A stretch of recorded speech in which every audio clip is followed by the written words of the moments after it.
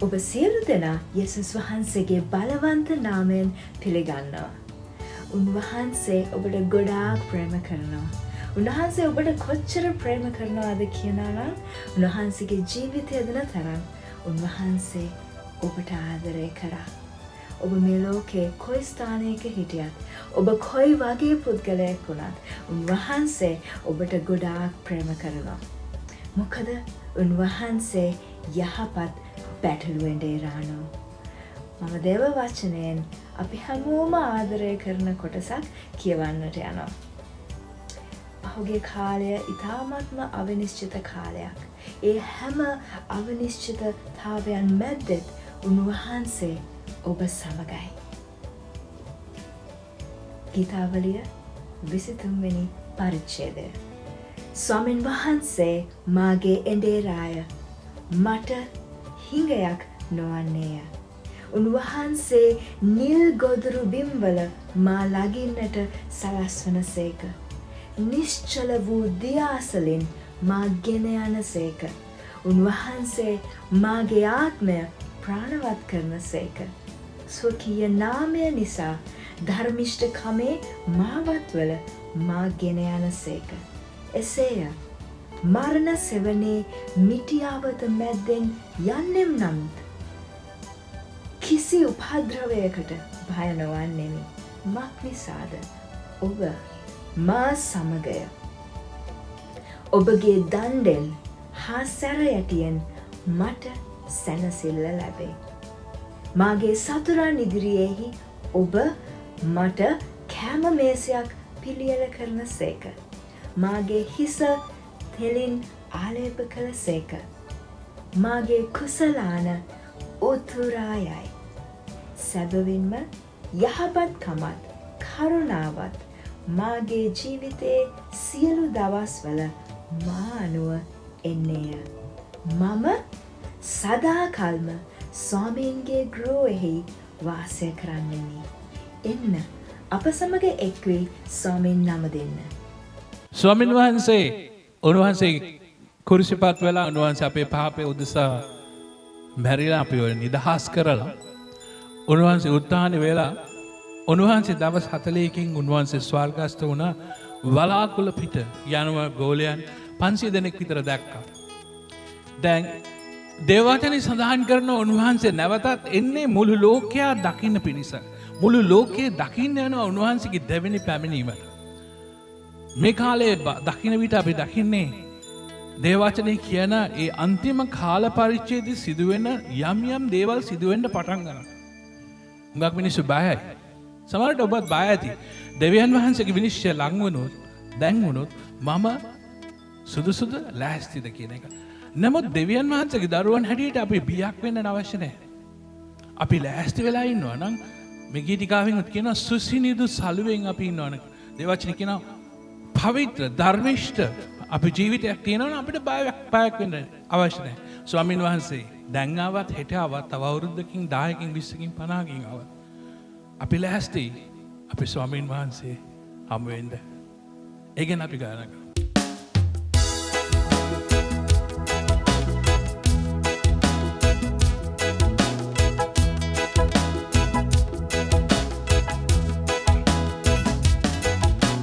වලාකුලේ නැග ගිය සමිඳුන් යලි එන තුරුමා බලා සිටින්. වලාකුලේ නැග ගිය සමිඳුන් යලි එන තුරුමා බලා සිටින්.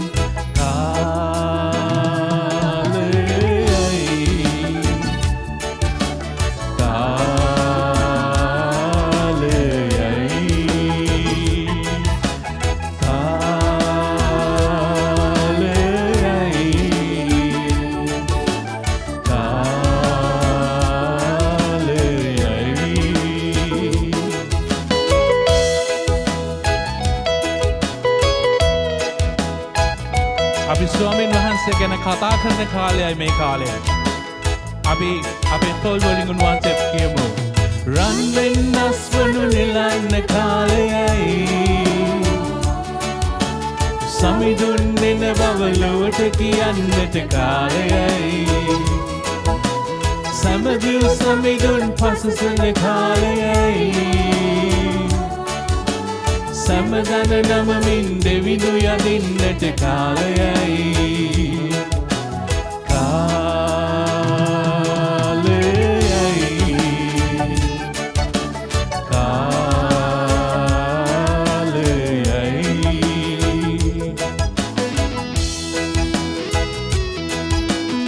විශුද්ධකමේ අලංකාරයෙන් ජීවත් වෙන කාලයයි.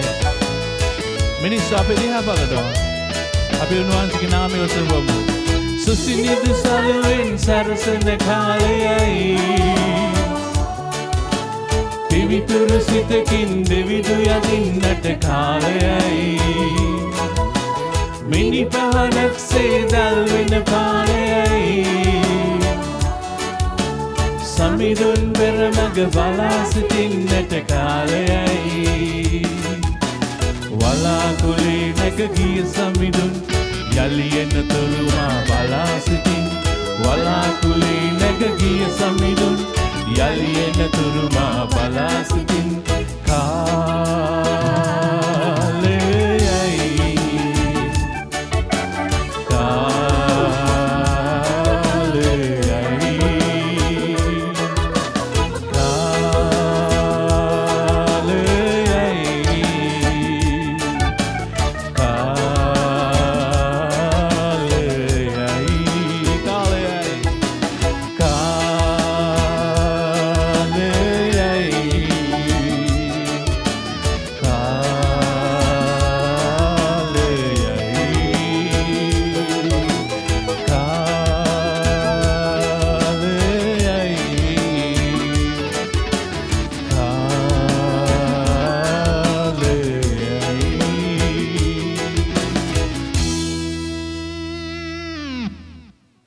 ස්වාමීන් වහන්සේ අපව මවා පාලනය කරන දෙවියන් වහන්සේ. ඒ වචනේ සඳහන් කරනවා උන්වහන්සේ අපව ප්‍රේමයෙන් උන්වහන්සේගේ ස්වරූපයෙන් මැවුවයි කියලා. උන්වහන්සේට ප්‍රේමය කරන්නට පුළුවන් හැකියාව අපේ ජීවිතය තුළ තියෙනවා. සමහර වෙලාවට අපේ පාපය නිසා, අපේ උන්වහන්සේගෙන් ඈත් වීම නිසා උන්වහන්සේව අපිට අත්දකින්න බෑ. උන්වහන්සේව අපිට හැඟෙන්නේ උන්වහන්සේ ළඟ නැහැ වගේ. නමුත් උන්වහන්සේ අප ළඟමයි. එක යාඥාවක් අපි කළ පමණින් උන්වහන්සේ අප සමගයි. දේවචනේ සඳහන් කරනවා උන්වහන්සේ සර්වක් ලෝක කියලා. උන්වහන්සේ සියලු ස්ථානයේ රැඳී සිටින දෙවියන් වහන්සේ. අපිට ඒක හිතෙන් තේරෙන්නේ නැහැ. නමුත් උන්වහන්සේ ඔබ ළඟයි. ඔයාගේ ජීවිතයට උන්වහන්සේගේ ස්පර්ශය තේරුම් ගන්න නම් ඔබ උන්වහන්සේව ආරාධනය කරන්න ඕන ඔයාගේ ජීවිතයට.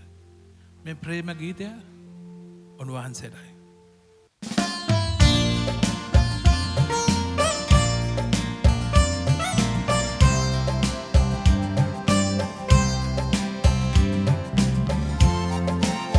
මත් සබක මේ යාඥාශීලීව කියන්න. මාම වූ දෙවිනේ මාගලෙව් සමිඳේ තුති කුසුම් හද පැතින් පුදදී ඔබව නමදින්නේ. මාම වූ දෙවිනේ මාගලෙව් සමිඳේ තුති කුසුම් හද පැතින් පුදදී ඔබ නමදින්නේ.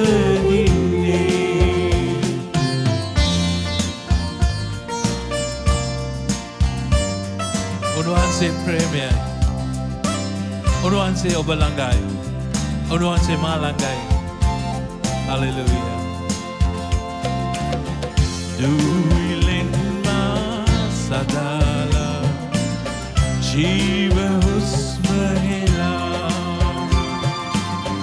ඔබ සැදුලොව ගොඩනගන්න දිරිය මට දුන්නා. ඔබට පිටු පාලා ජීවිතේ නැසුනා. පාපයේ රැ නින්බැනීමා නිරාදුක් වින්නා.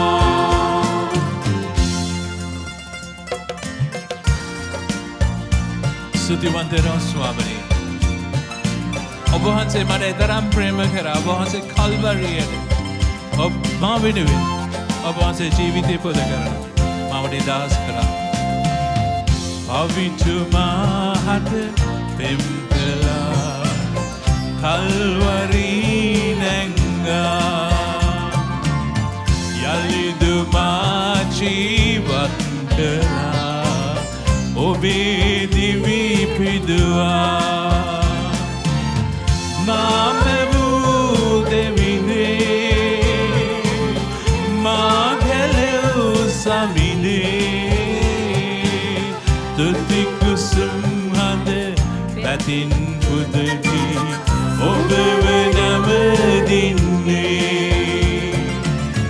මාම වූ දෙවිනේ මා ගැලව් සමිනේ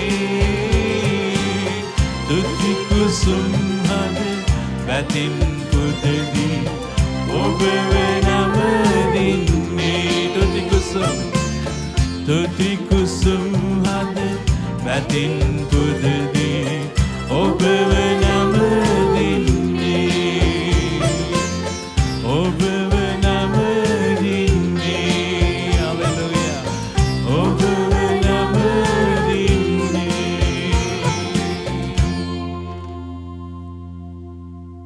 ස්වාමිනේ වහන්සේට සියලු ගෞරවය ප්‍රශංසාව අපි පුද කරනවා. ශුද්ධාත්මයනි වහන්සේ අප හදවත් තුළින් ඒ මහෞත්තම දෙවිඳුන්ට යුතු වූ නමස්කාරය පුද කරන්නට අපට ශක්තිය ධෛර්යය දෙන මැනව. සත්‍යතාවය දෙවියන් වහන්සේ අප තුළින් ක්‍රියා කරනු මැනව.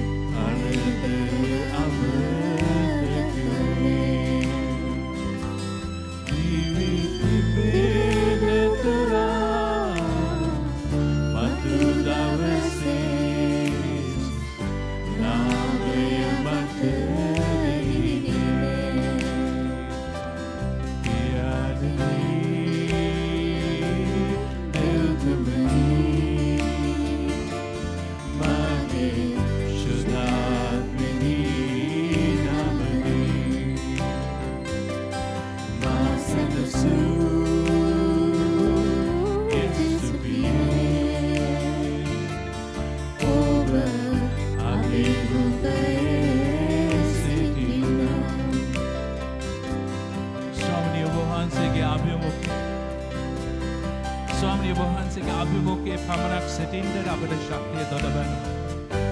ප්‍රීතිය දෙන්නේ වහන්සේගේ අභිමුඛයේ කියලා වහන්සේගේ වචනය කියන නිසා. ඔබ වහන්සේගේ අභිමුඛය අත්දකින්නට අපි හැම කෙනෙක්ටම ශක්තිය දෙන බැලුව. අහස පොළොව වෙන් වෙලා ගියත් ඔබ වහන්සේගේ ප්‍රේමයෙන් අප වෙන් කරන්න කාටවත් බෑ. ඒ නිසා අපි වහන්සේට සියලු ගෞරවය ප්‍රශංසාව පුද කරනවා. හලෙලූයා. ප්‍රශංසාව වේවා. මහිමය වේවා ස්වාමී. හලෙලූයා.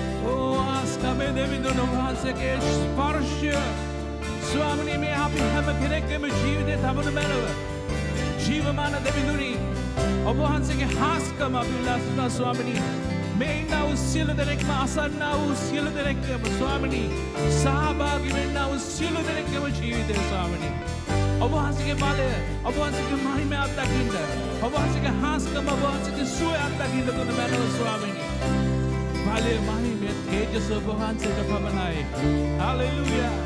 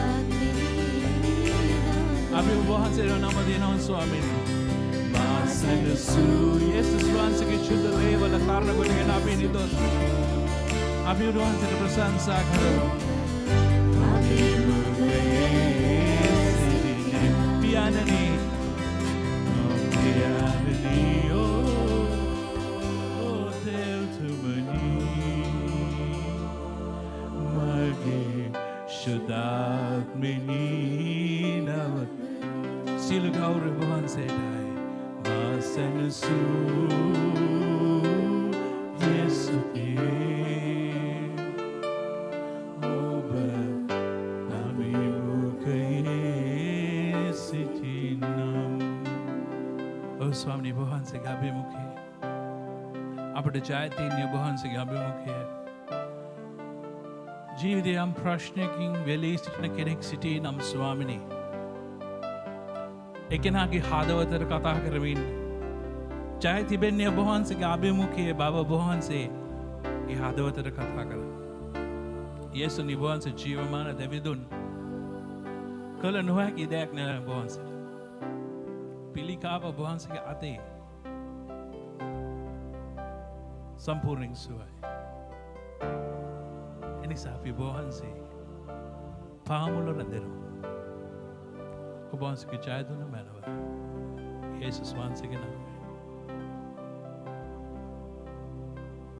අද බයිබල් කියවීම ශුද්ධ වූ බයිබලයේ රෝම පොතේ 6 වන පරිච්ඡේදයේ 5 වන වගන්තිය සිට 14 වන වගන්තිය දක්වා ක්‍රිස්තුස් වහන්සේ හා සම්බන්ධව සිටීම පිණිස පාපයෙන් වෙන්විය යුතුය. එසේ වීනම් කුමක් කියමුද? අනුග්‍රහය බොහෝ වන පිණිස පාපෙහි පවතිමුද? එසේ නොවේවා. පාපයට මලා වූ අපි තවත් එහි කෙසේ ජීවත් වමුද?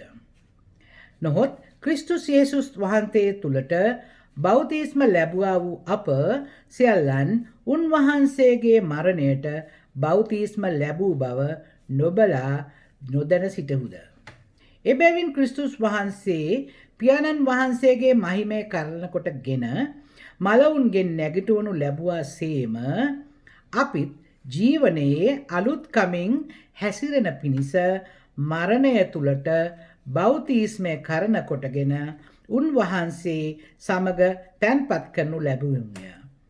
මක් නිසාද උන්වහන්සේගේ මරණයෙන් සමානාත්වෙන් අපි උන්වහන්සේට සම්බන්ධ වී සිටිමු නම් උන්වහන්සේගේ නැගිටීමේ සමානාත්වෙනුත් සම්බන්ධ වන්නෙමුය. මින්මතු අප පාපයට සේවය නොකරන ලෙස පාප ශරීරයෙන් නැතිවන පිණිස අපේ පරණ මනුෂ්‍යයා උන්වහන්සේ සමග කුරුසෙහි ඇන ගසන ලද බව දනිමුව. මක් නිසාද මැරුණා වූ තැනැත්ති පාපය ගැන නිර්දෝෂ කරනු ලැබ සිටී. තවද මලවුන්ගෙන් නැගිටවනු ලැබුවා වූ ක්‍රිස්තුස් වහන්සේ තවත් නොමැරෙන බවත් මරණය උන්වහන්සේ කෙරෙහි තවත් බලය නොපත්වත්වන බවත් අපි දන්නා බැවින් අපි උන්වහන්සේ සමග මැරෙනෙමු නම් උන්වහන්සේ සමග ජීවත් වෙන්නෙමුයයි විශ්වාස කරමුව. මක් නිසාද උන්වහන්සේ මැරුණු මරණයෙන් එකවරක් පාපයට මලසේක. නමුත් ජීවත්වන ජීවිතයෙන් දෙවියන් වහන්සේට ජීවත්වන සේක. එලෙසම නුඹලාගේ පාපයට මැරී සිටින්නක් කොටද යේසුස් වහන්සේ තුළ දෙවියන් වහන්සේට ජීවත්ව සිටින්නක් කොටද සිතාගන්න. එබැවින් නුඹලාගේ මරණ වූ ශරීරයේ තෘෂ්ණාවලට කීකරවන ලෙස පාපය එහි අධිපතිකම් නොකරේවා.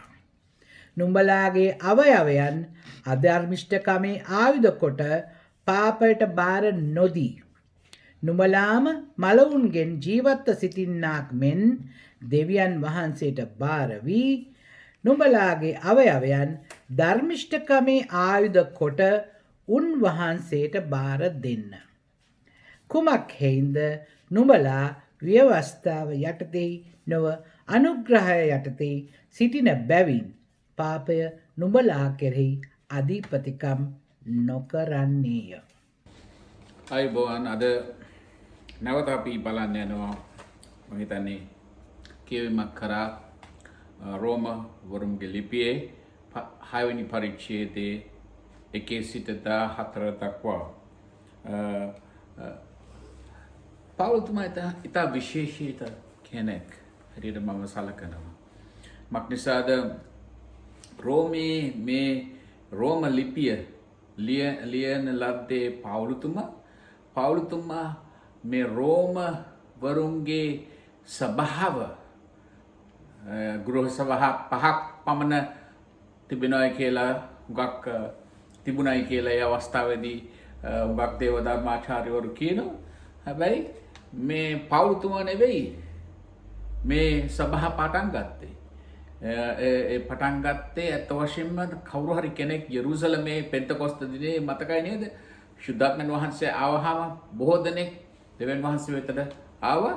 ඒ අය නැවත ගිහිල්ලා තමාගේ ගම් රටවල හුඟක් ගම් වලින් නගර වලින් ආවා යෙරුසලමට. ඒ අය තමයි යේසුස් වහන්සේ දැනගෙන නැවත ගිහිල්ලා රෝමේ සභාවක් පිහිටුවේ. ඇත්ත වශයෙන්ම මේ ලිපිය ලියනකොට පාවුලුතුමාට ඇත්ත වශයෙන්ම මේ රෝමයට ගිහිල්ලා තිබුණේ නැහැ. රෝමේ විශ්වාසකයන් නැත්නම් ඇදහිලිවතුන් වෙනත් රටවල් වල හමුණා මිසක් රෝමේ සභාවේ දේශනා කළා නැහැ මේ පාවුලුතුමා. ඇත්ත වශයෙන්ම විශේෂ කෙනෙක් පාවුලුතුමා. රෝමවරුන්ගේ ලිපියේ සඳහන් වෙලා තියෙනවා අපේ ධර්මයේ ප්‍රධානතම අංගය මොකක්ද කියන එක හොඳ විස්තරයක් කරලා තිබුණා තියෙනවා. අපේ විශ්ලේෂණයක් කරලා තියෙනවා ඇයි අපේ ධර්මය විශේෂිත එකක් වෙන්නේ කියලා. මං නම් විශ්වාස කරනවා පාවුලුතුමාට යේසුස් වහන්සේ විශේෂ එළිදරව් කරා කියලා. අපේ ධර්මයේ පිළිබඳව තාමත්ම අලංකාර ලෙස රෝමවරුන්ගේ ලිපියේ සඳහන් වෙලා තියෙනවා. මට ඒක හේතුවක් වෙනවා. මොකද නිසාද? ඔබ දන්නා ක්‍රියාපොතේ 9 වෙනි පරිච්ඡේදයේ පාවුලුතුමා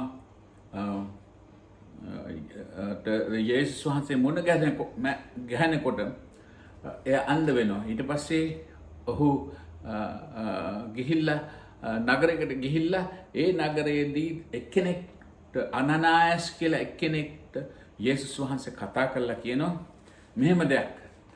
යේසුස් වහන්සේ අනනායස්ට කියලා කියනවා ඵලයන්.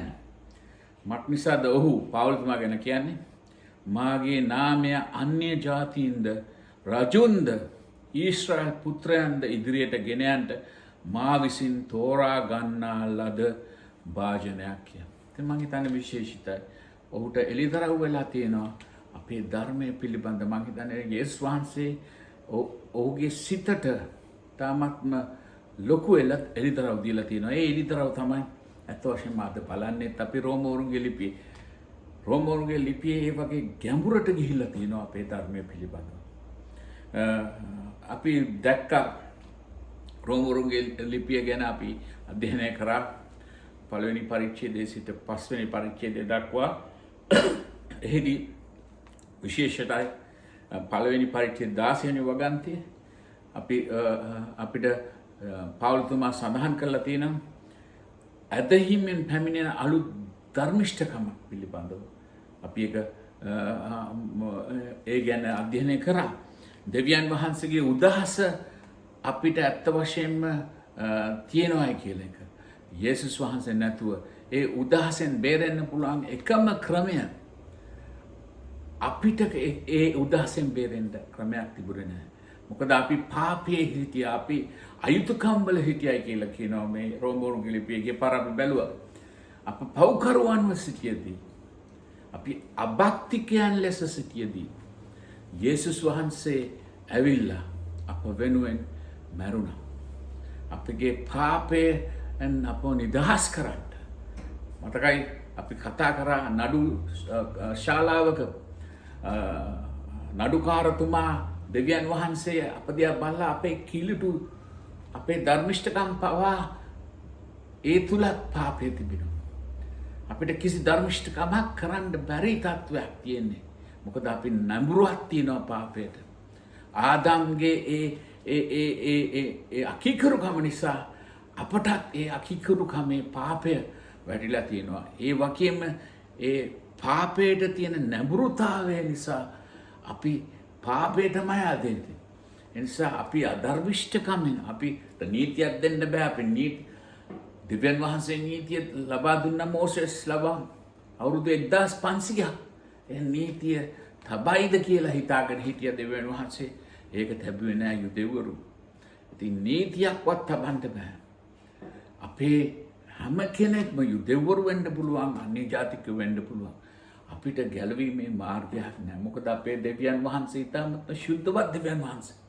එම නිසා තමයි උන්වහන්සේම ඇවිල්ලා ඒ පව් වලට වන්දියක් කියවලා අපව නිදහස් කරේ. අර නඩුකාරතුමා අපි දිහා බලද්දී අපේ අපරාධ බලද්දී අපි මරණයට නියම වෙච්ච තියෙද්දී අපේ මේ රෙපරදෝ මේ අපේ තියෙන ඉන්න ලෝයර් එයා මොනවද කරන්නේ? ක්‍රිස්තුස් වහන්සේ තමයි අපේ ලෝයර්. ඒ ලෝයර් ඇවිල්ලා අපට වස්ත්‍රයක් දානවා, සුදු වස්ත්‍රයක්.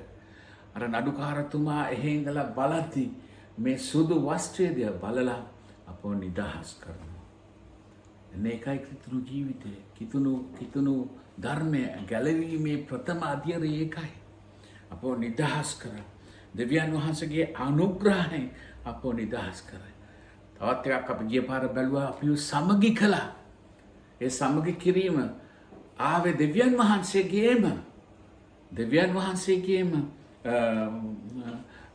අතදිගු කිරීමෙන් තමයි ඒ සමගි කළේ. අපට සමාදානයක් තියෙනවා කියලා කිව්වා අපි ගිය පාර. අපි දෙවියන් වහන්සේගේ අනුග්‍රහයට ලං වෙලා තියෙනවා කිව්වා. අපි අපව ශක්තිමත් කරන්න මතකද අපි කතා කරා ආත්මික අලංකාරණ කරණයේ ක්‍රියාන්විතය අපේ ජීවිතය ක්‍රියා වෙනවා කියලා. මතකද මං කිව්වා ශක්තිමත් කරන්න සමහරක් වෙලාවට අපට අමාරුකම් එනකොට අපව ශක්තිමත් කරනවා.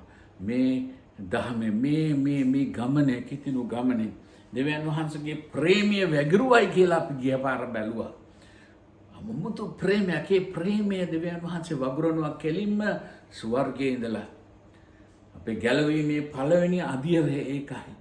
ජස්ටිෆිකේෂන් අපිව දෙවියන් වහන්සේ සලකනවා ධර්මිෂ්ඨ කියලා. අලුත් ධර්මිෂ්ඨකම. එක ධර්මිෂ්ඨ ක්‍රියාවක් කරන්නේ නැතුවම අප ධර්මිෂ්ඨ කරනවා. මක්නිසාද?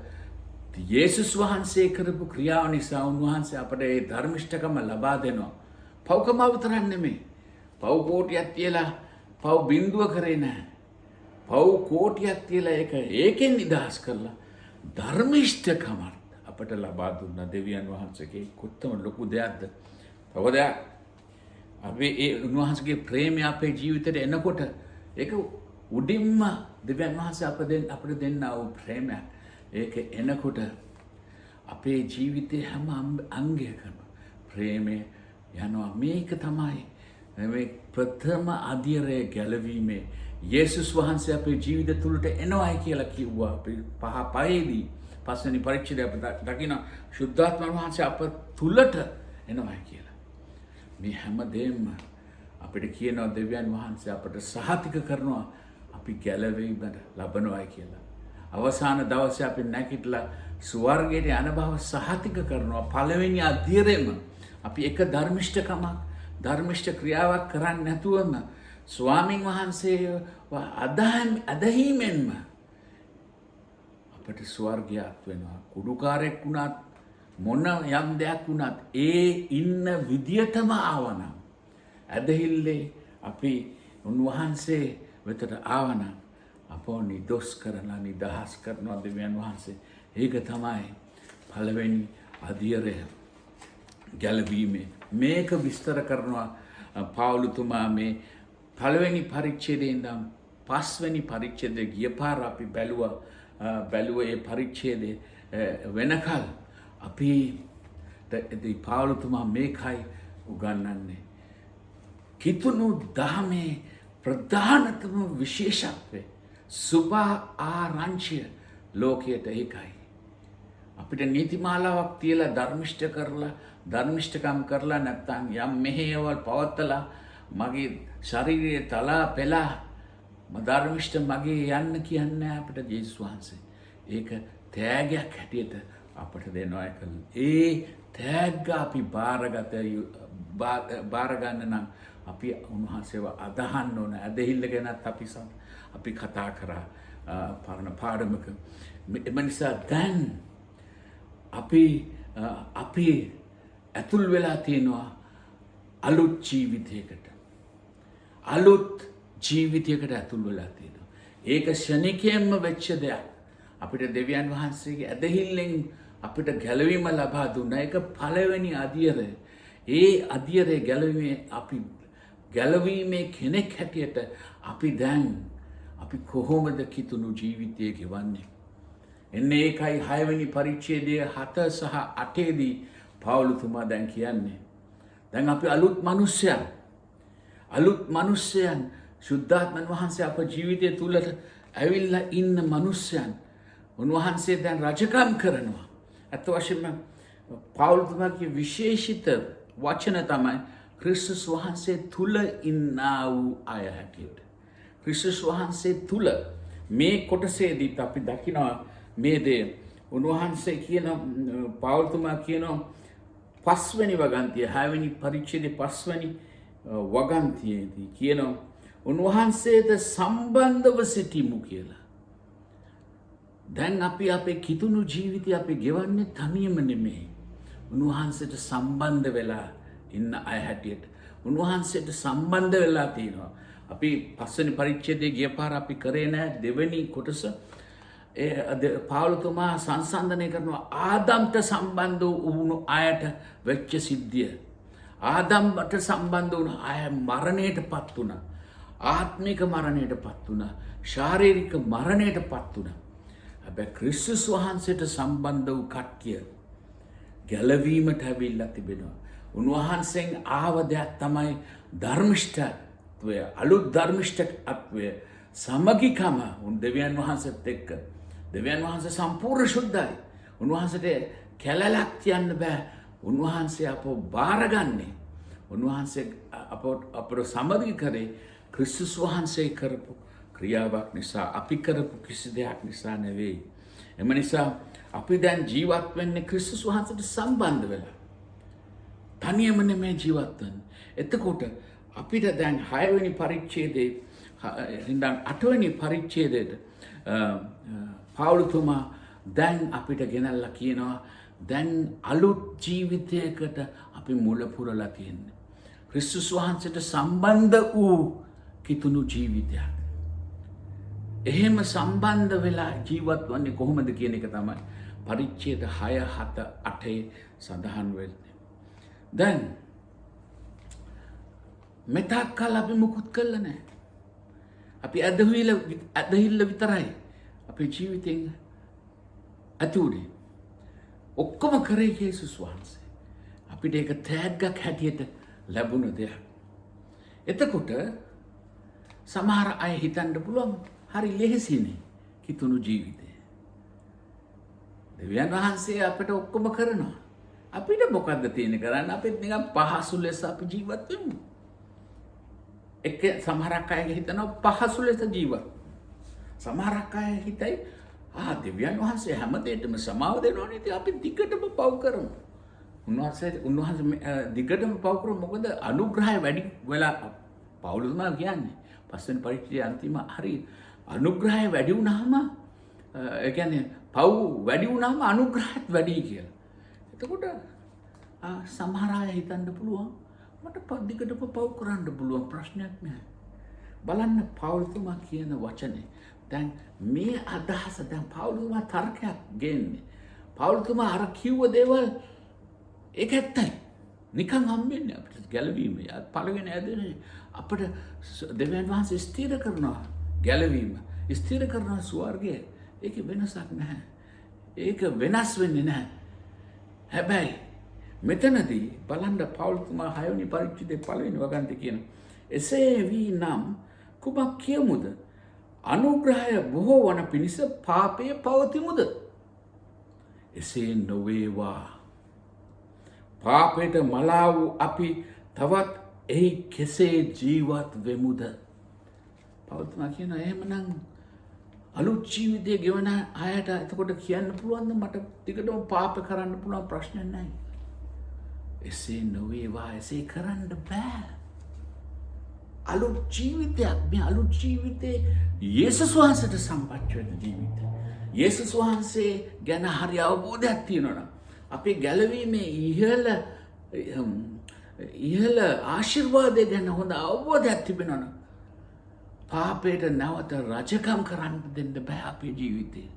හරි අවබෝධයක් තියෙනවා නම් යේසුස් වහන්සේ අපිට දීලා තියෙන දේ මොකක්ද කියන එක. අපි ඒ විදිහට පාපේ රජකම් කරන්න දෙන්නේ නැහැ. සමහර අය හිතයි ඒක තමයි සමහර කිතුනුවන් මේක ලේසියෙන් ගන්නවා. අයියෝ ප්‍රශ්නයක් නෑ. අපි එච්චර බර පටවන්න හොඳ නෑ. එච්චර හොයන්න ඕනේ නෑ මේකට. මොකද ස්වාමීන් වහන්සේ අපට අනන්ත ජීවිතේ දීලා තිනවනේ. ඉතින් මොනවටද ඕක පස්සෙම යන්නේ? සාමාන්‍ය විදියට අපි ප්‍රීතියෙන් පොඩ්ඩක් ආගම ධර්මය අදහලා වැඩි ගැඹුරට යන්නේ නැතුව අපි ජීවත් වෙමු කියලා.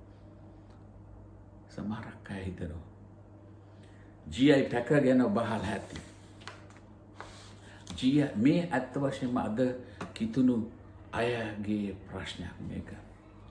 ඒගොල්ලෝ ගැඹුරට හොයන්නේ නැහැ. මේ ධර්මයේ යේසුස් වහන්සේ තුල තව ගැඹුරට යන්නේ නැහැ. යේසුස් වහන්සේ වලට සම්බන්ධ හැතුව තමයි ජීවත් වන්නේ. හැබැයි ගැඹුරට යන්න කැමති නැහැ. GI පැකර් කියලා කෙනා කියපු දෙයක් තමයි ළඟදී මරුනේ. ඔහු කිව්වා මෙන්න මෙහෙමයි. මේ අපේ දැන් ඉන්න කිතුණුවන් කිසිම ශක්තිය යොදලා දෙවියන් වහන්සේ වෙතට කිට්ටු වෙන්න කැමති වෙන්නේ නැහැ. ඒගොල්ලෝ හුඟක් අවශ්‍යයි ඒගොල්ලන්ට මේ ඉක්මනට ප්‍රශ්න විසඳන්න. හැම දෙයක්ම ඉක්මනින් වෙන්න ඕනයි කියලා. ගැඹුරට හොයන්නේ නැහැ කියලා. ඒතකොට එයා කියනවා මේ 16 වෙනි සතවර්ෂයේ 17 වෙනි සතවර්ෂයේ හිටිය එංගලන්ත සභාවේ පියුරිටන්ස් කියන කණ්ඩායමක්. ඒගොල්ලෝ මේ කතෝලික සභාවේ එංගලන්ත සභාවේ කතෝලික සභාවේ භස්මාවශේෂ තිබුණ නිසා ඒගොල්ලෝ ඒකට විරුද්ධ වුණා. ඉතින් මේ පියුරිටන්ස් කියන ඒ අය හිතුවා අපි යේසුස් වහන්සේ ගැන තව තවත් ගැඹුරට හොයන්න ඕනේ කියලා.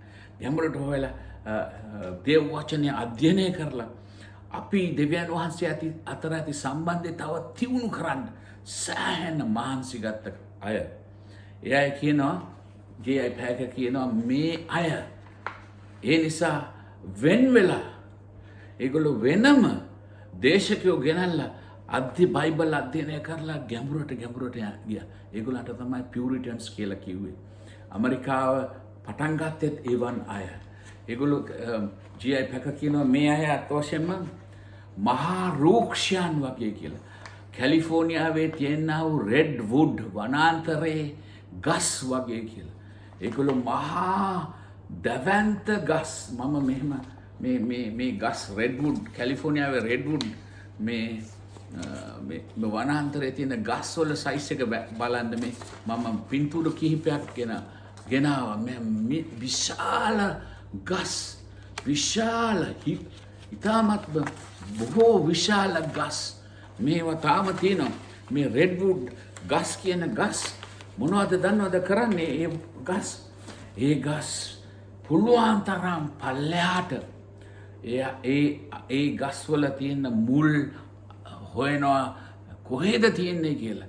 පල්ලෙහාටම ගිහිල්ලා වතුර හොයලා ඒ හොයන තරමට ඒ ගස ඉහළටම යනවා. ස්වර්ගය දක්වා යනවා. ඔහු සමාන කරන්නේ මේ වගේ විය යුතුයි කියලා අපි කිතුනුවන් ගැඹුරට හොයන යන තරමට තමයි අහස හුසට යන්නේ කියලා.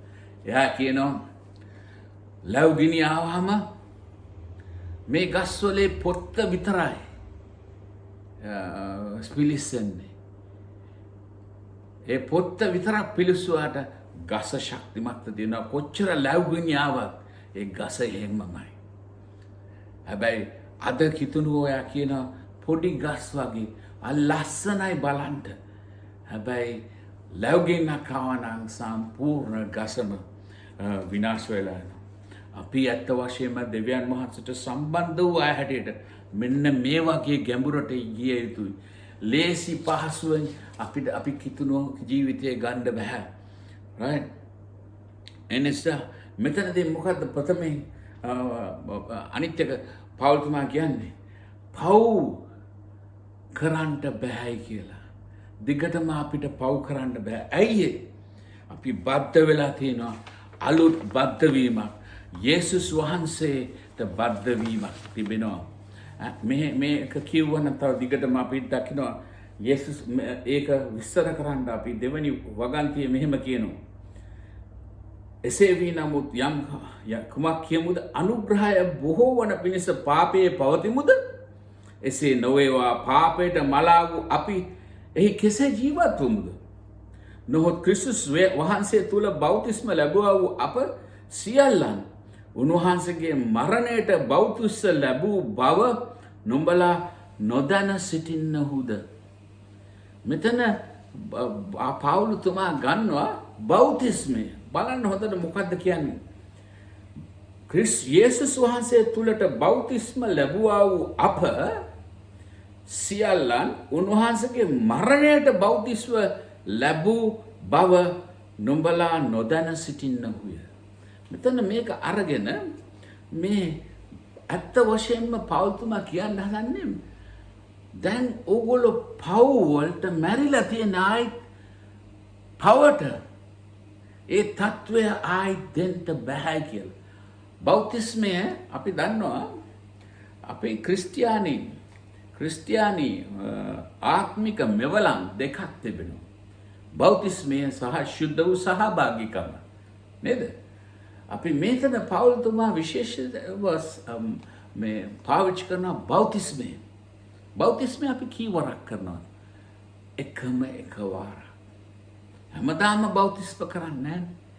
හැබැයි ඒ නිසා මේ බෞතිස්මේ එකවරක් අර ඉස්සල්ලා අපට වෙච්ච ඇදහිල්ලෙන් අපි ගත්තා වූ අපේ පව හරියට පවට රජකම පවේ තියෙන රජකම අපි අර බෞතිස්මයෙන් ඇතුළට ගියා වගේ පව් සේදුව වගේ නැවත එනකොට අලුත් ජීවිතයකට එන්නේ ක්‍රිස්තුස් වහන්සේ සම්බන්ධ කරගෙන අපි ඒ ජීවත් වන්නේ ඉස්සල්ලා අපි යන්නේ ඉස්සල්ලා බෞතිස්මයේ වතුරට යන්නේ ඉස්සල්ලා අපේ රජ පාපයයි මෙතන මේ කොටසේ පාපය කියන එක මිනිස්සෙක් හැටියට පාවුලුතුමා සඳහන් කරනවා බලන්න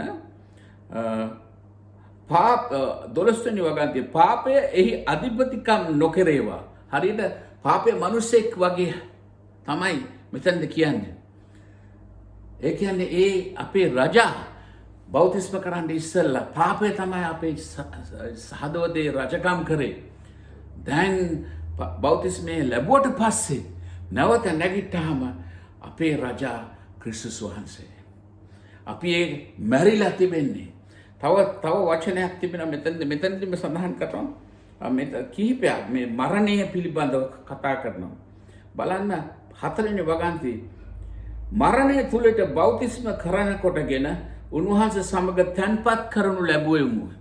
හරියට අපි මැරුණා යම් දෙයකට මැරුණා පාපයට මැරුණු අවස්ථාවක් ගැන කතා කරනවා. දැන් අපි අලුත ජීවත් වෙනවා. එතකොට තවත් එකක් 6 වෙනි වගන්තිය කියන කුරුසේ ඇනගසනු ලැබු බව පරණ මනුෂ්‍යයා උන්වහන්සේ සමග කුරුසේ ඇනගසන ලද බව දනිමුය. මේකට මම උදාහරණයක් දෙන්න කැමතියි. අපි ඔබට මතකයිද යේසුස් වහන්සේ බෞතිස්ම කරනු ලැබුවාම මොකක්ද වුනේ කියලා?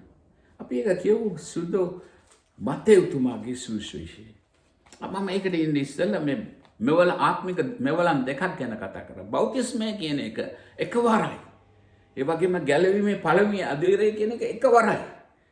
හැබැයි සුද්ධ සහභාගීකම දිනෙන් දින අපි ගන්නවා නේද? ඒක තමයි විශුද්ධිකරණයේ ක්‍රියාවලිය.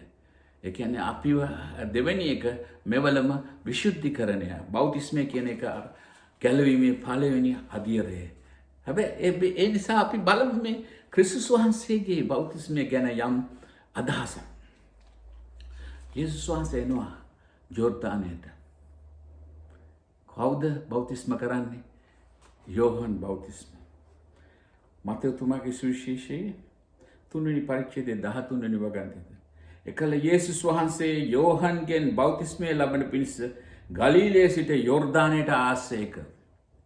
නමුත් යෝහන් උන්වහන්සේ වළක්වමින් ඔබගෙන් බෞතිස්මය ලබන්නට මම යුතුව තිබියදී ඔබ මා වෙතට එනසේක් දැයි කීවේය. යේසුස් වහන්සේ ඔහුට උත්තර දෙමින් දැනට ඉඩ හරින්න. මක්නිසාද මෙසේ සියලු ධර්මිෂ්ඨකම් සම්පූර්ණ කරන්නට අපට සුදුසුද කීසේක. එවිට ඔහු උන්වහන්සේට ඉඩ හැරියේ. මොකක්ද උනේ? යෝහන් බෞතිස්ම 10,000 දෙනෙක් අපි දන්නේ කීයද නැද්ද කියලා. 10,000 දෙනෙක් විතර බෞතිස්ම කරන්න ඇති. ඒ යෝර්දාන් නදියේ. මොකක්ද බෞතිස්මේ අදහස? බෞතිස්මේ සංකේතයක්. අපි බෞතිස්මේ කරාම අත්ත වශයෙන්ම එතනින් පව් අපේ පාපයේ සීදිලා යනවා කියන සංකේතය. අපි පව් දෙවියන් වහන්සේට අපේ සමාව ඉල්ලලා දෙවියන් අලුත් ජීවිතයකට මුල පුරවනවා. අපගේ පව් සේදිලා ගිහිල්ලා අපිට අලුත් ජීවිතයක් ලැබීම තමයි බෞතිස්මේ සංකේතය. බලන්න මේ සංකේතමත් වන තමයි අපි දැන් මම දැන් කතා කරන්නේ. දහස් සංඛ්‍යාත මනුෂ්‍යයන්ගේ පව් ඒ කුණු වෙච්ච යෝර්දානයේ තියෙන්න ඇති. 10,000 සංඛ්‍යා මනුෂ්‍යයෝ බෞතිස්ම වෙනකොට මම සංකේතවත් වෙත ඒ යෝර්දානයේ මුළු මහත් ඒ මනුෂ්‍යයෝ බෞතිස්ම කරපු මනුෂ්‍යයන්ගේ පාපයන් යෝර්දාන් ගඟේ. ඒ අයගේ බෞතිස්ම වෙනකොට එයාගේ පව් වල සංකේතයක් කියන්නේ මම කියන්නේ. යේසුස් වහන්සේ එනවා බෞතිස්ම කරන්න. එයා ළඟ පව් තිබුණාද? කිසිම පවක් නැහැ. ඒක තමයි යෝහන් බෞතිස්ම කිව්වේ. ඔයා තමයි මහව බෞතිස්ම කරන්න ඕන. ඔයා ළඟ පව් නැහැ. මම මොනවටද ඔයාව බෞතිස්ම කරන්නේ? මොනවද ඔයාගේ ශරීරයෙන් ඔයාගේ මරණීය ශරීරයෙන් හේදින්න තියෙන පව්? යේසුස් වහන්සේ කියනවා සියලු ධර්මිෂ්ඨකමක් සිදුවෙන ලෙස මේක මම කළ යුතුයි. මොකක්ද උනේ? කිසිම කැලලක් නැති යේසුස් වහන්සේ බෞතිස්ම කරාම අර හැම කෙනාගේම තිබුණු පව් යෝර්දානයේ කිලිටි වෙච්ච පව් අපේ ඔයාගේ මගේ කිලිටි වෙච්ච පව් ඔක්කොම යේසුස් වහන්සේ කර පිටට ගත්තා. උන්වහන්සේගේ බෞතිස්මෙන් උන්වහන්සේගේ පව් හේදුන්නේ අනිත් අයගේ පව් උන්වහන්සේගේ කරට අරගෙන ඒක අරගෙන අවුරුදු 3ක් ගිහිල්ලා කුරුසිය යන ගහලා දැම්මා. අනිත් අයගේ පව් ඔක්කොම එන ගහලා දැම්මා. ඒක තමයි පවුල්තුමා කියන්නේ. යේසුස් වහන්සේ ඒක කළාපට අපව නිදහස් කරපු අය හැටියට ආයිත් අපි පව් කරන්න බැහැ. අපි උසස් අත්දැකීමක් ලැබපු අය, අපි හරි අවබෝධයක් ලබාගෙන තියෙනවා නම් අපේ ගැලවීම ගැන අපි නැවත පාපයට රජකම් කරන්න දෙන්නේ නැවත පව් කර ඉන්න දෙන්නේ නැහැ. එනිසා අපි වෙනස් අය, අපි අලුත් ජීවිතයකට මුල පුරපු අය. මෙතන සඳහන් වෙනවා මේ මරණයට ගැන සඳහන් කරලා අපිට කියනවා නැවත අපි නැගිටලා තියෙන්නේ. උන්වහන්සේ නැවත නැගිට සමානව බලන්න 4 වෙනි වගන්තිය උන්වහන්සේගේ මහිමේ කර්ණ කොටගෙන මලවුන්ගේ නැගිටුණු ලැබුවා වූසේම අපිත් ජීවනයේ අලුත් කමින් හැසිරෙන පිණිස උන්වහන්සේගේ මරණයෙන් අපි බෞතිස්ම ලැබුවා. නැවත නැගිටීමෙන් අපට අලුත් ජීවිතයක් මුල පෙරලා තියෙනවා. උන්වහන්සේගේ නැගිටීමේ සමානත්වයෙන් උනොත් සම්බන්ධ වන්නේ මුවේ කියලා කියනවා 5 වෙනි වගන්තියේදී 6 වෙනි වගන්තිය. එතකොට 8 වෙනි වගන්තියේ තියෙනවා මලවුන්ගේ නැගිටවනු ලැබුවා වූ ක්‍රිස්තුස් වහන්සේ තවත් නොමැරෙන බවත්, මරණය උන්වහන්සේ කරේ තවත් බලය නොපවත්වන බවත් අපි දන්නා බැවින් අපි උන්වහන්සේ සමග මැරුණෙමු නම් උන්වහන්සේ සමග ජීවත් වන්නමුයි. උන්වහන්සේ නැවතත් මැරෙන්නේ නැහැ. එක පාරක් මැරලා මුළු අනන්ත කාලයක් ජීවත් වෙනවා. එක පාරයි මැරුණේ. ඒ වගේම ගැලවීමේ පළමු අධීරයේ නැවතත් අපේ ජීවිතේ සිද්ධ වෙන්න බෑ. එක ශනිකයෙන්ම සිද්ධ වෙච්ච දෙයක්. දැන් අපි ජීවත් වන්නේ කිතුණු කිතුණු ජීවිතය තුළ යේසුස් වහන්සේ සමග. දැන් දෙවැනි කොටසේ අපි බලමු 12 වෙනි පරිච්ඡේදයේ වගන්තියේ 6:12 සිට 14 දක්වා අපට යම් වගකීමක් තිබෙනවා. මෙතකල් හැම දෙයක්ම කරේ යේසුස් වහන්සේ. හැබැයි දැන් මේ දෙවෙනි අධ්‍යයනයේ මේ විශුද්ධීකරණය මේ අපේ කිතුණු ජීවිතේ යම් විශේෂ දෙයක් අපිට තියනවා කරන්න. මේ කරන්න තියෙන දේ අපි දකිනවා අපි කියමු 13 තියෙන බාර නොදී අපි යම් දෙයක් බාර දෙන්න එපයි කියලා කියනවා පවුල්තුමා. ඊට පස්සේ කියනවා 13 දීම බාර වී. ඒ කියන්නේ යම් දෙයක් අපි කළ යුතුයි. මොන හරි දෙයක් කරන්න ඕන. මේ කරන්නේ මොකද්ද කියන එක තමයි මෙතනදි සඳහන් වෙලා තියෙන්නේ. අපි දැන් මේ ක්‍රිස්තුණු ජීවිතේ යම් දෙයක් කරන්න අවශ්‍යයි. ධර්මිෂ්ඨකම් ගැන නෙමෙයි කියන්නේ. යේසුස් වහන්සේ අප තුල ඉන්නවා. හැබැයි යම් දෙයක් අපි කරන්න වෙන. පින්තූරයක් මවනවා මෙතනදී. පාවුලුතුමා මොකද්ද දන්නවද? පින්තූරේ රාජමාලිගයක් තියෙනවා. අපි කියමු මේක. එබැවින් 12 වෙනි වගන්තියේ 14 වෙනි වගන්තියසක්. එබැවින් නුඹලාගේ මරණීය වූ ශරීරයේ තෘෂ්ණාවලට කීකරු වන ලෙස පාපයේ එහි අධිපතිකම් නොකරේවා. එබැවින් නුඹලාගේ මරණීය වූ ශරීරයේ තෘෂ්ණාවලට කීකරු වන ලෙස පාපයේ එහි අධිපතිකම් නොකරේවා. මෙතන අධිපතියෙක් ගැන කතා කරනවා. ඉස්සර පාපය තමයි අධිපතිකම් කරේ. දැන් නැවත උත්පාදනය වූ කෙනා තුළ දැන් පාපය ගිහිල්ලා තියෙනවා. ක්‍රිස්තුස් වහන්සේ එතන රජකම් කරනවා. ඉතින් මොකද්ද මේ පින්තූරේ රජමාලිගාවක් තියෙනවා. ඒ රජමාලිගාව තමයි අපේ මරණීය ශරීරය. අපේ ශරීරය තමයි දේව මාලිගාව. අපිට බයිබලයේ සඳහන් වෙලා තියෙන එක ගැන හොයන්න අවශ්‍ය නැහැ. ඒකේ ඉස්සර රජකම් කරේ පාපයයි. දැන් අලුත් රජ කෙනෙක් පත් වෙලා තියෙනවා. ඒ රජ ක්‍රිස්තුස් වහන්සේ. අපි ඒ ඉස්සෙල්ලා රජාව නිරපා හැරියා පළවෙනි අදියරේ. දැන් හිමින් සීරුවේ මොකද්ද දන්නවද මේ පාපය කරන්නේ? හිමින් සීරුවේ රජමාලිගයට රිංගන්න හදනවා. හිමින් සීරුවේ හොරෙක් වගේ මේ රජමාලිගාවට රිංගන්න හදනවා. අපේ ජීවිතේ පාපෙන් සම්පූර්ණයෙන්ම අපි බේරෙන්නේ නැහැ. අපේ මේ ජීවිතේ පාපේ ටිකක් තියෙනවා. අපේ ජීවිතේ පාපෙට නැඹුරුතාවයක් තියෙනවා. අපේ ඒ නිසා අපේ මාලිගාවට පොඩ පාපේ බලනවා ඇතුල්වන්ට. තාම රජකම් කරන්නේ නැහැ පාපේ දැන්. අපි වහල්ු නෙමේ පාපේ. හැබැයි පාපේ එනවා හැමින් සීරුවේ අපේ මේ මාලිගාව ඇතුළට. right? නිරපා හැරිය පාපේ එනවා. නැවතත් රජමාලිගාව අල්ලගන්න හදනවා. මේ පාපය චැලෙන්ජ් කරන්න හදනවා. මේ රජාව නිරපලා හරින්න අපේ අලුත් රජාව නිරපලා හරින්න ක්‍රිස්තුස් වහන්සේව නිරපලා එහෙම කරන්න බෑ. මොකද මහත්ම රජ දෙවියන් වහන්සේ ඒ රජකම දරන්නේ. ඉතින් මොනවද එයා කරන්නේ?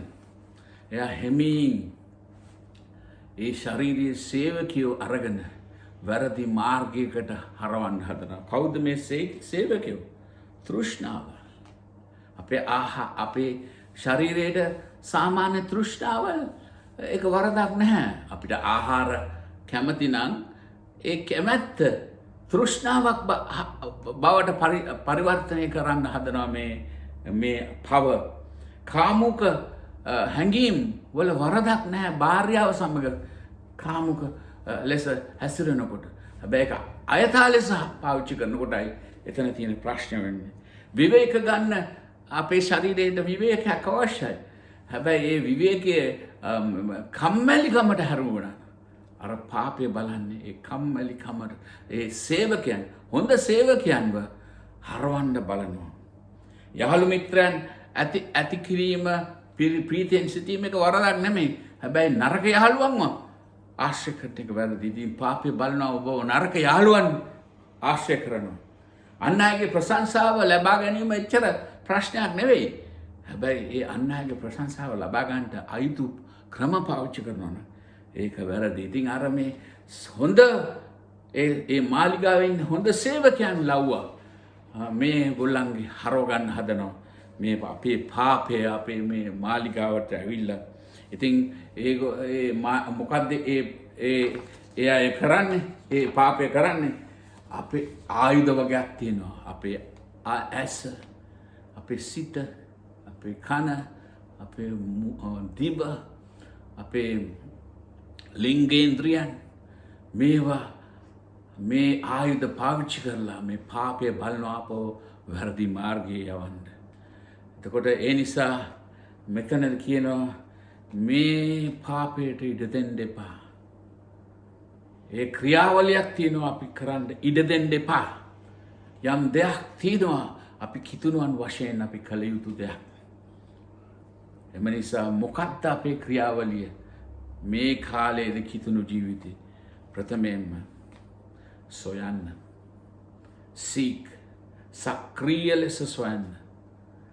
දෙවියන් වහන්සේට කිට්ටු වෙන්න සොයන්න. අර මහත් වෘක්ෂයන් වගේ රෙඩ්වුඩ් වෘක්ෂයක් වගේ සොයන්න, ගැඹුරට යන්න. හරි අවබෝධයක් ගන්නද යේසුස් වහන්සේ තුල ගැඹුරු දේවල් තියෙනවා ඒවා හොයන්න. දෙවියන් වහන්සේට ඉඩ දෙන්න අපේ ජීවිතයේ ගැඹුරට යන්න. ඒ ගැඹුරට යන්න තමයි අපි ස්වර්ගයේ දේවල්, අලංකාර දේවල් අපි දැක ගන්න යන්නේ. උනන්දුව තියෙන්න ඕන. ධර්මිෂ්ඨකම් කරන්න නෙමෙයි, ධර්මිෂ්ඨ මාර්ගයක් නෙමෙයි, උනන්දුව තියෙන්න ඕන ස්වාමීන් වහන්සේට කිට්ටු වෙන්න. සහ නොනවතාම පසුබසින්නේ නැතුව හැම අවස්ථාවකදීම හොයන්න, දෙවියන් වහන්සේ හොයන්න. ඇදහිල්ල අවශ්‍යයි. අපි පරාජිත නැහැ. මේ කිතුණු ජීවිතයේ ගෙවන විට පරාජිත සිතක් ඇති කරන්නට අර පාපයේ බලයි. පාපයේ සහ මුලින්ම ඒ මාලිගාවෙන්, ඒ රජමාලිගාවෙන් යවන්න අමාරුයි. ඒ තියෙන බලය අඩු කරගන්න පුළුවන්. ඒ පාපයට තියෙන බලය අඩු කරන්න පුළුවන්. අයිනට දාන්න පුළුවන් අපේ ජීවිතේ. පොඩ්ඩ එහා මෙහා අපි පව් වලට වැටෙනවා. එතකොට අපිට සමාව දෙයි. අපි පව් කරන්න වීම. මොකද අපේ රජා දෙවියන් වහන්සේ පරාජිත ලීලාවක් අපේ සිත තුළ ක්‍රියා කරන්න ඒ පව නැත්නම් යක්ෂයා බලයි. මෙහෙම කියනවා 2 කොරින්ති 10:5 දෙවියන් වහන්සේ ගැන දැනගැනීමට විරුද්ධව උසස් වන්නා වූ සියලු උසස් දේවල් බිඳෙහලා සියලු සිතුවිලි යේසුස් ක්‍රිස්තුස් වහන්සේට කීකරු වීමට වාල් කරන්න කියලා. ඒක පහත් කරන්න. ක්‍රිස්තුස් වහන්සේට කීකරු වීමට අපේ සිත නඹුරු කරන්න. අපේ හුඟක් කලාවට මගේ ජීවිතේ වෙන සිද්ධියක් සමහරක් කලාවට ඒ කාමුක සිතුවිලි එනකොට මොකද්ද මම කරන්නේ? මම ගිහිල්ලා නමස්කාර ගීතිකා අහලා දේව වචනේ තුල යනකොට අරේ තියෙන බලය ඒ ඇද ගැනීමේ ශක්තිය අඩුවෙමින් ටිකින් ටික අඩුවෙමින් පවතිනවා. අපි ඒ විදිහට අපේ සිත පාලනය කරන්න අවශ්‍යයි. මරණය අප දෙවියන් වහන්සේ සමග අපේ ස්ථානය පිහිටීම ගැන හරි අවබෝධයක් තියෙන්න ඕන. කොලෝසි 3:1 සිට 3 දක්වා කියනවා නුඹලා ක්‍රිස්තුස් වහන්සේ සමග නැකටුවන ලද්ද වුනම් තැන්හි තිබෙන දේවල් සොයාපල්ලා. උසස් තැන් තියෙන දේවල් හොයන්න කියලා තියෙනවා. ඊට පස්සේ ලබා ගන්න. සොයන්න, අදහන්න, ලබා ගන්න. ඉබේ වෙනස් වෙන්නේ නෑ මිනිස්සු. එකපාරටම ස්වර්ගයෙන් යම් දෙයක් වැටෙන්නේ නෑ. අපි උන්වහන්සේට දීලා තියෙනවා අප ගොඩනැගීමේ මෙවලම් දීලා තියෙනවා. අපට යාඥාව දීලා තියෙනවා. දේව වචනේ දීලා තියෙනවා. සභාව දීලා තියෙනවා. ශුද්ධාත්මයන් වහන්සේ අප ඇතුළේ ඉඳලා ශක්තිමත් කරනවා. එම නිසා යාකෝබ් 1:21 සඳහන් කරනවා මෙන්න මේව දෙයක්. එහෙන් සියලු කිලුටුකමද අධික දුෂ්ටකමද පහකොට නුඹලාගේ ප්‍රාණ ගලවන්ට පුළුවන් වූ පිහිටවන වන ලද වචනය මුර්දුකමින් යුක්තව පිළිගනිල්ල. දේව වචනය තුළ ගැඹුරට යන්න. හැම අවස්ථාවද බලන්න දෙවියන් වහන්සේගේ දරුවන් එක්ක එක්කවෙන්න. හැම අවස්ථාවද බලන්න මෙවලම් පාවිච්චි කරන දෙවියන් වහන්සේ දීලා තියෙන දේවල්. ඒවා හොයන්න. ඒවා හොයන විට අර පාපයට තියෙන නැඹුරුව ටික ටික යයි. ඔබ විශුද්ධිකරණයේ ක්‍රියාවලිය ක්‍රියාන්වතියේ දෙවියන් වහන්සේ මේ ලෝකේ කරගෙන යනවා. ඔබ දෙවියන් වහන්සේට කිට්ටු වෙන්න දෙවියන් වහන්සේගේ අලංකාරත්වය වැටහෙනවා. අර මහා මේර ගස් වගේ ගැඹුරට යන තරමට තමයි උසට යන්නේ. කොච්චර ප්‍රශ්න ආවත් ඒ සැලෙන්නේ නැහැ. මක්නිසාද ශක්තිය තිබෙනවා. ඕන එකක් දරා ගැනීමේ ශක්තිය. මේක අපි කරන්න ඕන. නිකන් පුහුවට ලස්සනට හැම දෙයක්ම හාලෙලූයා කියලා කිසිම ගැඹුරක් නැති ජීවිතයක් ඉක්මනට වැටෙනවා. ඔබ දෙවියන් වහන්සේව සොයන්න. ඒකයි අපි කරන්න ඕන. උන්වහන්සේ වෙත අපි ධර්මිෂ්ඨ ක්‍රියා නෙමෙයි, අපි නීති නෙමෙයි තියන්නේ. මේ ක්‍රිස්තියානි ජීවිතයේ නීතියක් තියන්නේ දෙවියන් වහන්සේ කියන්නේ මෙන්න මේ නීතිය තියපල්ලා. ඒක ධර්මිෂ්ඨ වෙයල්ලාගේ. අපිට කියන්නේ මාව හොයන්න. මා වෙතට ගැඹුරට යන්න. මම දුන්නා වූ මෙවලම් පාවිච්චි කරන යාඥාව දේව වචනය සභාව හැම සභාවකම ප්‍රශ්න තියෙනවා. හැම සභාවකම ප්‍රශ්න තියෙනවා. හැබැයි ප්‍රශ්නයක් නැහැ. ඔබේ සභාවේ ඒක සභාව ඔබේ. සභාවේ දේවල් වලට එකතු වන්න. හුඟක් අය සභාවේ දොස් කියනවා. සභාවේ මෙහෙමයි නැත්නම් පාස්ටර් අරමයි මෙහෙමයි. ඒ දෙවියන් වහන්සේ දීලා තියෙන නායකයන්. ප්‍රශ්න කරන්න ප්‍රශ්න තියෙනවා නම් එයාත් එක්ක ප්‍රේමයෙන් කතා කරන්න. කොහේ ගියත් ප්‍රශ්න තිබෙනවා. 100% හොඳ සභාවක් නැහැ කොහෙවත්. අපෝ දාලා තියෙන තැන අපි හරියට ඉන්න ප්‍රේමයෙන්. අපේ ශුද්ධාත්මන් වහන්සේගේ අනුදැනුම හැටියට අපි ජීවත් වෙමු. මේ මෙවලන් පාවිච්චි කරන්න අප ගැඹුරට යන්න. නිකම් ස්වර්ගයෙන් ස්වාමිනී මට ශුද්ධත්වය දෙන්න කිව්වට ස්වර්ගයෙන් නිකන් ශුද්ධත්වයක් එන්නේ නැහැ. ඔබ හුවේ නැත්තම් ඒක එන්නේ නැහැ. ඔබ හොයන්න වතුර අර මහා මේර ගස් වගේ ඇතුළට යන්න තමයි ශක්තිමත් වෙන්නේ. දෙවියන් වහන්සේගේ පිහිටයි ඔබ දෙවියන් වහන්සේ තුල ජීවත් වන කිතුණු ජීවිතය ඒකයි. දැන් රජාද පව නෙවෙයි. නැවත මැරෙන්නේ නැහැ අපි උන්වහන්සේ බෞතිස්ම උණු යේසුස් වහන්සේ ඒ අපේ පව්වල තියෙන ශක්තිය බලය කුරුසිය නැගහලා තියෙනවා. අපි අලුත් ජීවිතයක් අපිට තිබෙනවා. ඒකේ අපිට හොයන්න අවශ්‍යයි. ඒකේ අප අදහිල්ලෙන් ඉන්න අවශ්‍යයි. උන්වහන්සේගේ මෙවලම් පාවිච්චි කරලා උන්වහන්සේට ගැඹුරට යන්න ඕන. ඒකයි අපේ වගකීම. යේසුස් වහන්සේගේ පිහිටයි. සමහර විට ඔබ ඉතා ජීවිතය අමාරු කාලයකට මුහුණ දෙන කාලයක් වෙන්න පුළුවන් මේක. නමුත් ඔබ සිහිපත් කරන්න දෙවියන් වහන්සේ ඔබ ළඟින් ඉන්නේ කියලා. දේවචනේ සඳහන් කරනවා මතේ 28:20 මම ලෝකාන්තිමය දක්වා නුඹලා සමග සිටිමි. මම එක වචනයක් අමතක කරා එතන. සමකල්වීම නුඹලා සමග සිටිමි. සමකල්වීම ප්‍රශ්නයක් කොමක් වුණත් දෙවියන් වහන්සේවත් එක්කයි. ඔයාට එක යාඥාවයි කරන්න තියෙන්නේ උන්වහන්සේ ඔබ ළඟින්. ඔබ කොතනට ගියත් උන්වහන්සේ අතාරින්නේ නැහැ. අපි උන්වහන්සේට ප්‍රශංසා කරමු.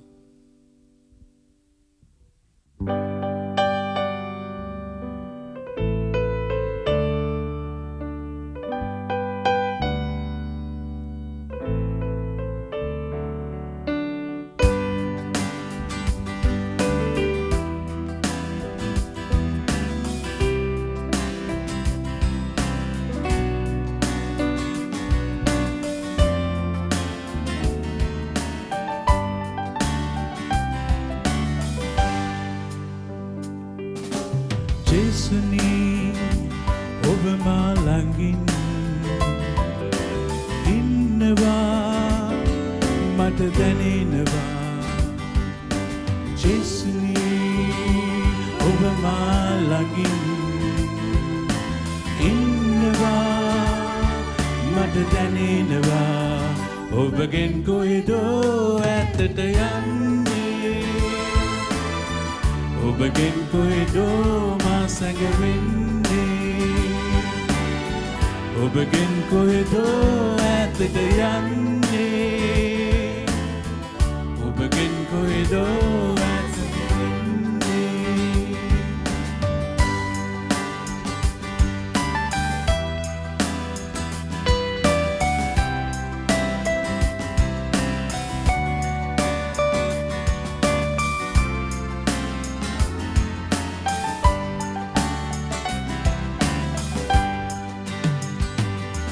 මම ස්වර්ගයට නැගී ගියත් ඔබ එහි ඉන්නේ පොළොවේ කෙළවරදීත් ඔබ හමුවන්නේ දෙවිඳුනි මා සිත ඔබ තුම විවසන්නේ ඔබගෙන් සැඟවුණු සිතුවිලි මට නැත්තේ ඔබගෙන් කොහෙදෝ ඈතට යන්නේ ඔබගෙන් කොහෙදෝ මා සැඟවෙන්නේ ඔබගෙන් කොහෙදෝ ඈතට යන්නේ ඔබගෙන් කොහෙදෝ මා සැඟවෙන්නේ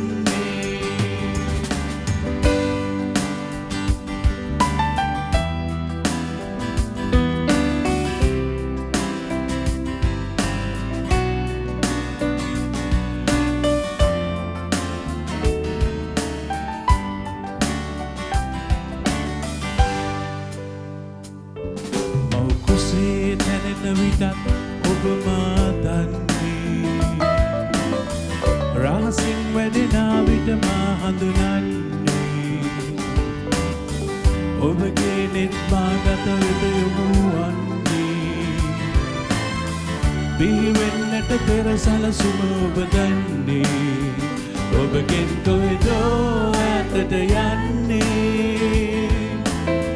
ඔබගෙන් කොහෙදෝ මා සැඟවෙන්නේ ඔබගෙන් කොහෙදෝ ඈතට යන්නේ ඔබගෙන් කොහෙදෝ මා සැඟවෙන්නේ යේසුනී ඔබ මා ළඟින් ඉන්නවා මට දැනෙනවා යේසුනී ඔබ මා ළඟින් ඉන්නවා මට දැනෙනවා ඔබගෙන් කොහෙදෝ ඈතට යන්නේ ඔබගෙන් කොහෙදෝ මා සැඟවෙන්නේ ඔබගෙන් කොහෙදෝ ඈතට යන්නේ ඔබගෙන් කොහෙදෝ මා සැඟවෙන්නේ හalleluya ඔබගෙන් කොහෙදෝ ඈතට යන්නේ ඔබගෙන් කොහෙදෝ මා සැඟවෙන්නේ ඔබගෙන් කොහෙදෝ ඈතට යන්නේ ඔබගෙන් කොහෙදෝ